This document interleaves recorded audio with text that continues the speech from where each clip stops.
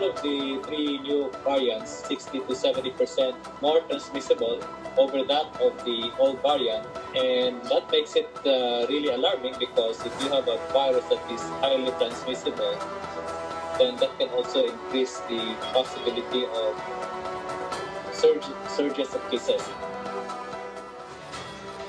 You are listening to Dr. Ron Jean Solante, member of government's vaccine expert panel. He cautions that more highly transmissible variants of COVID-19 could lead to a spike in cases. The UK variant alone is found to be twice as lethal than the original strain of SARS-CoV-2.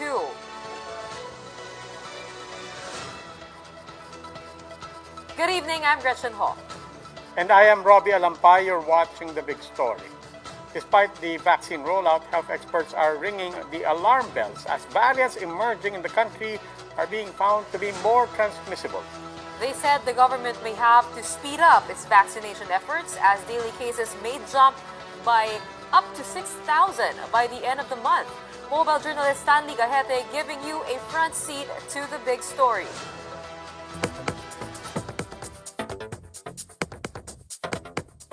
For COVID survivor Myra, the long wait is over.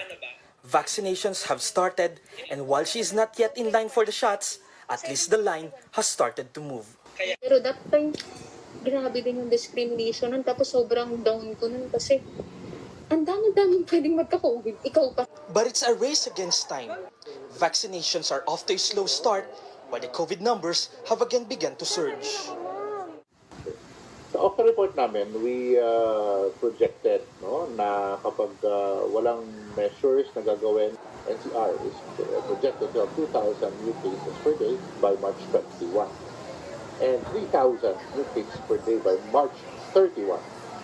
While the nationwide number is projected to have 5,000 to 6,000 new cases per day by the end of March. The emergence of new and more infectious variants are also alarming. A full vaccine rollout is not expected until the third quarter. All of the three new variants are 60 to 70% more transmissible. That can also increase the possibility of surges of cases. The government should fast track the rollout of vaccination so that will be less of the local transmission.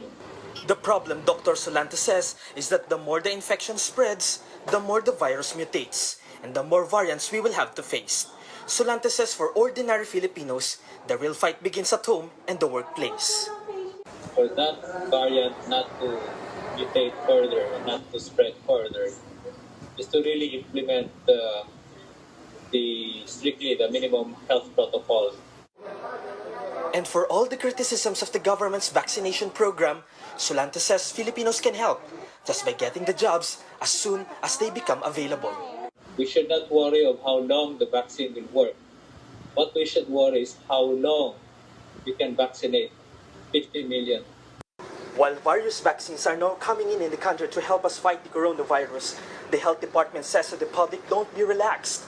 The need to strictly enforce minimum health protocols should always be practiced to be able to lower the infection rates and reduce the mutations of the virus.